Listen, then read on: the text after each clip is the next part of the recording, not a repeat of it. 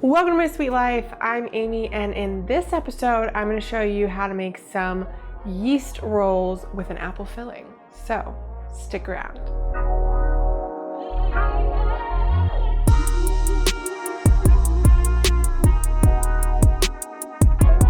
Our first task is going to be to warm up our liquids. So we want to weigh out our water and our plant-based milk. And I also like to throw in the vegan butter at this point. And we're gonna get that onto the stovetop. 120 degrees Fahrenheit is the perfect temperature we're looking for. Once you remove it from the heat, it's gonna start to cool down slightly. Not only do we want a little bit of warmth for our yeast, but we're also gonna add a little bit of sugar because yeast loves to feed off of sugar, and that's gonna make it even more active and ready for some flour. You may be pondering what type of yeast I'm using. I'm actually using active dry, and I find that is the best for home use because it's extremely shelf stable. It lasts a long time, and it is relatively easy to use and pretty flexible. Now, if you can't find active dry yeast, I know a lot of the times you can find rapid rise, or if for some reason you only have fresh yeast, then I will provide some conversions along with the recipe, which will be linked down in the description. Now, because we are not mixing this in a bowl, we're gonna do it directly on the counter. You do want to make sure that your countertop is immaculately clean. Please give it a good scrub, unless you like foreign objects and matter directly in your dough and in your diet. Clean that counter, please. And then you can go ahead and get your flour right on your freshly cleaned counter. And I like to just sprinkle my remaining sugar and a nice little grind of salt right over top. And you'll notice in the recipe that I'm using AP flour. And that's because I want my dough to be nice and soft and pillowy. We don't want any of that strong gluten from the bread flour, which is gonna give us tough rolls. No bueno. So AP flour all the way, which also makes it really great for making these at home because most of us already have AP flour.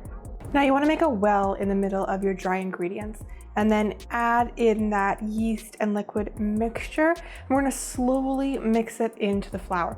Please make sure you do not break the dam. If you break the dam, your liquid is going to run out everywhere and it's going to be a huge mess.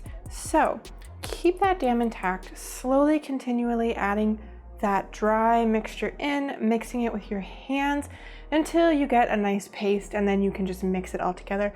I do keep a bench scraper handy, pretty important actually, because it's gonna help keep that dough all together and get it off of your work surface a lot better, making sure all of our ingredients are in there. Now, this is where you're going to need your muscle.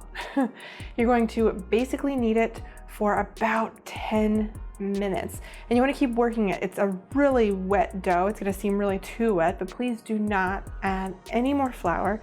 Just keep working it. And you want to keep it going until you get to a basic cleanup stage. Now the dough is still going to be really shaggy. However, if you're noticing that the dough can pull some bits away from the counter or it's starting to pull some dough off of your hands, then it is ready to go. We're gonna do this fun little magic trick with the bench scraper, getting it into a nice round ball. Then you wanna transfer it into a well-oiled bowl and let it rise until it is double in size. Now I'm not gonna give you an exact time on this. You just wanna keep an eye on it. You know, put a little towel over it and peek on it every half hour to an hour and make sure that you're getting that double in volume, not necessarily a specific time, mainly because everybody has a different climate, different temperature, and different moisture in the air. So let it go to double time. So while the dough is proofing, this is a really good time to subscribe to my channel and also make the simple syrup. The simple syrup for these apple buns is going to be 1 part water, 2 parts sugar. Strays a little bit from the regular simple syrup. However, I want this to be extra sticky and sugary so we get a nice glaze on our buns after they come out of the oven. So you want to bring this to a boil, making sure the sugar is completely dissolved, and then you can remove it from the heat and set it aside. Hey there, hi there, ho there, dough there. Whew, my dough has doubled in volume and it looks absolutely amazing. Now at this point, we're gonna knock it down, deflate it a little bit. If you have trouble in salting your dough, then unfortunately, this recipe may not be well suited for you. What we wanna do is roll our dough out as thin as we can get it. I'm not using any extra flour, and that's on purpose. I actually want my dough to stick to the surface. It's going to help stretch it out and give me a little bit of assistance so I don't have to keep working against it as it wants to shrink back to its original size. Once the dough is rolled out pretty thinly into a rectangle, you want to basically cut it into 6 strips. I like to use a pizza cutter. I find it is the most efficient and it gives me nice clean cuts. You want the strips to be pretty even, otherwise our buns are going to be different sizes. Now this is the really fun part. You want to grab both ends of one of your strands of dough and you basically want to slap it against the counter. And what we're doing is we are stretching out that gluten. You want to get it as stretched out as you can, but we do not want to break it too much. Now, if the dough does tear a little bit, that's okay. Just stick it back together and continue on. And then we're going to basically fold it in half and twist the 2 halves around one another and then coil it into a snail shape. You want to make sure that when you get to the end, it is nicely attached to the rest of the snail so that they don't pop open when they are proofing or baking. Now it's going to make 6 nice buns. You want to form all of them and get them onto your baking sheet. Again, I'm using a nonstick baking mat. You can use parchment, but you want to have one or the other. And you're going to let them proof again. Yes, probably for about another hour to an hour and a half. We want them to double up in size. Again, just go ahead and let them proof at room temperature unless you want to put them in the refrigerator and bake them off in the morning. That's also an option. Now, when you clicked on the video, you would have seen that these are going to be apple buns. So I did already make my filling ahead of time because you want to make sure that it is completely cool and it stays on top of the bun before you throw it in the oven. If you want to see how I made that apple filling, I will create a link here in the video as well as down in the description. You can watch the tutorial or grab the recipe for that and have it ready to go.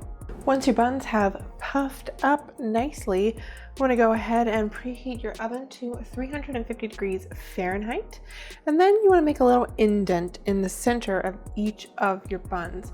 And that's where we're going to pile up our apple filling. You can be pretty generous here. A couple tablespoons is a nice amount. And I like to just push down on the top of that filling just a little bit to kind of create a cavity in the center of the buns. And once you've got that step complete, it's time to give these a little bit of a wash. I'm just using equal parts almond milk and agave syrup. You can use any type of plant-based milk. And if you only have maybe maple syrup or molasses, that will do just fine. So a couple tablespoons of each, whisk it together, and then give the buns a nice brush. Now once they come out of the oven, I do like to give them a good brush with that simple syrup we made earlier. This is going to make them nice and shiny and sweet. Now, if you're feeling extra rebellious, go ahead and give them 2 washes for a little bit of extra sweetness. My apple buns bake perfectly at 15 minutes at that 350 degree Fahrenheit mark. Once I get them out of the oven, I like to let them cool slightly before enjoying.